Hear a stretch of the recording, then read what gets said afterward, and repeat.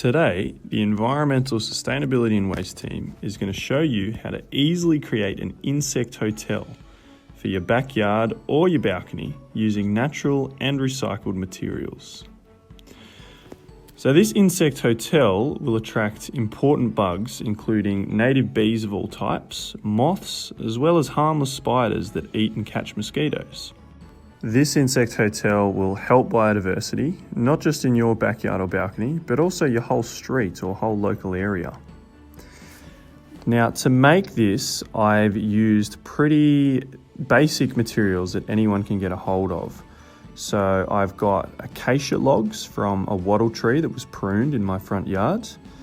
And what I've done is I've drilled holes about 10 to 12 centimeters in these logs to provide habitat for native bees such as the blue banded bee or resin bee. And interestingly, you'll know if you keep an eye on this once it's placed in your yard, you'll know if these bees are using it, especially the resin bee, because they place like a thin layer of resin on the entrance to the hole. I've also used offcuts of thick bark.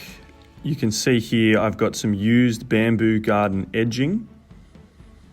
I've got some native grass tree prunings that are tied up here together. I've got Banksia cones, and I've surrounded it all in a recycled plastic crate that was cracked and would have normally just got thrown out and taken to the tip.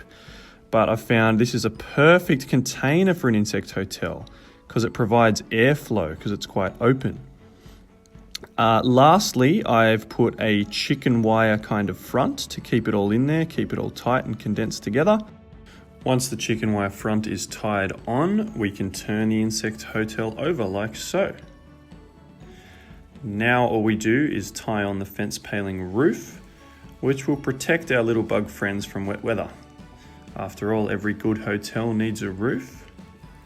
Once it's all ready to go, take a few well-earned selfies or have someone else take a photo of you like we did, and place the hotel in your chosen place in your garden or balcony. Our final position ended up being on top of some bricks with holes in them. We did this just to ensure flatness, provide airflow, as well as just prolong the rotting of the wood.